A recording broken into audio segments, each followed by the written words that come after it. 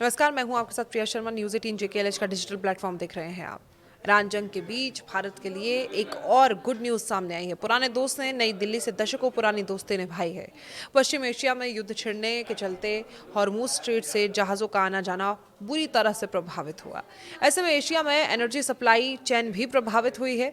भारत भी Iran war से अछूता नहीं है। बता दें कि भारत कुल तेल का 3/4 से भी ज़्यादा हिस्सा खाड़ी के देशों से आयात करता है।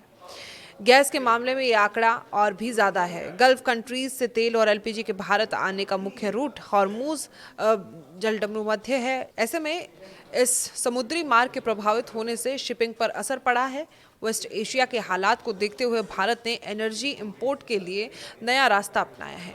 दशकों पुराने दोस्त रूस अब दोस्ती निभा रहे हैं रूस से, और रिपोर्ट के मुताबिक रूस से कच्चे तेल के आयात में 82% से भी ज़्यादा वृद्धि हुई है। पश्चिम एशिया में जारी युद्ध और वैश्विक ऊर्जा आपूर्ति पर उसके गहरे असर के बीच भारत ने अपनी तेल आयात रणनीति में तेजी से बदलाव किया है। खाड़ी देशों से कच्चे तेल की आपूर्ति में भारी गिरावट के बीच रूस से आयात में तेज उछाल आया है, जिसने देश की ऊर्जा सुरक्षा को फिलहाल संभाले रखा है। उद्योग सूत्रों, टैंकर ट्रैकिंग डेटा और विशेषज्ञों के विश्लेषण से ये तस्वीर साफ उभर कर सामने आई है।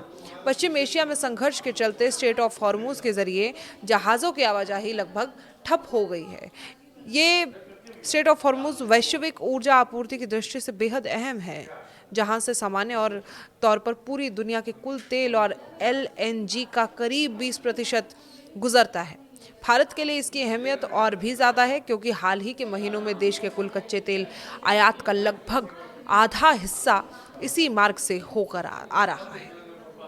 देखिए, मार्च महीने में खाड़ी देशों से भारत के तेल आयात में अभूतपूर्व गिरावट दर्ज की गई।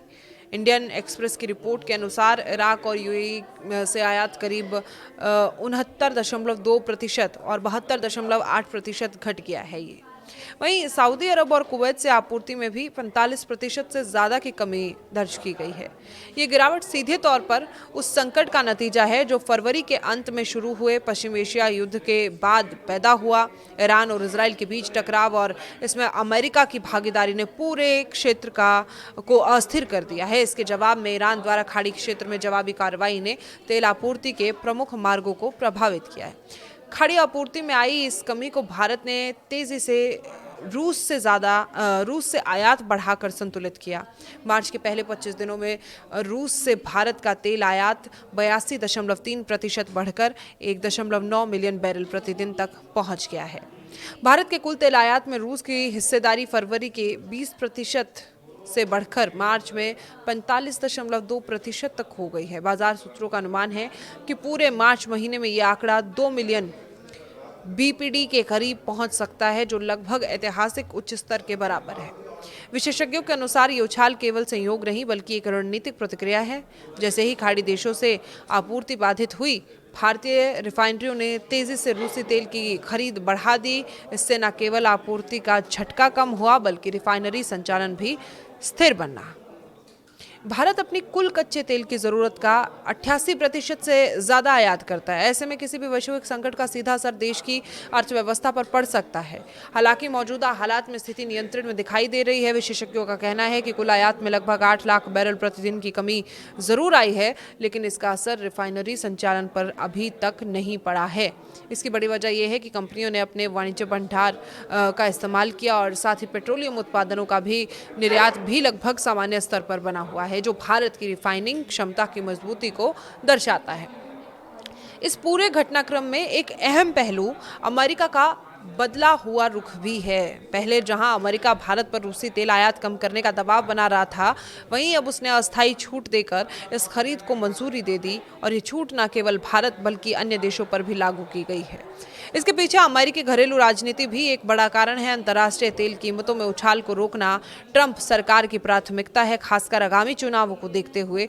इसके अलावा ये कदम वैश्विक बाजार में आपूर्ति संतुलन बनाए रखने की कोशिश के रूप में भी देखा जा रहा है। देखिए, दिलचस्प बात यह है कि कुछ समय पहले तक जो रूसी तेल समुद्र के बिना खरीदार के पड़ा हुआ था, वही अब भारत के लिए सबसे अहम विकल्प बन गया। मांग बढ़ने के चलते अब ये तेल पारंपरिक छूट की बजाय प्रीमियम पर बिक रहा है। विश्लेषकों के अनुसार भारत और चीन लंबे समय से रूसी तेल के बड़े खरीदार रहे, लेकिन मौजूदा संकट में भारत की भूमिका ज्यादा महत्वपूर्ण हो गई है, क्योंकि वो सीधे तौर पर खाड़ी आपूर्ति के विकल्प के रूप में रूस पर निर्भर हो रहा है। आने वाले महीनों में स्थिति काफी हद तक स्ट्रेट ऑफ हॉर्मुज में सामान्य स्थिति बहाल होने पर निर्भर करेगी। अगर ये मार्ग जल्द नहीं खुलता तो भारत को रूस पर अपनी निर्भरता और बढ़ानी पड़ सकती है। आपकी क्या राय है, कमेंट बॉक्स में जरूर साझा करें।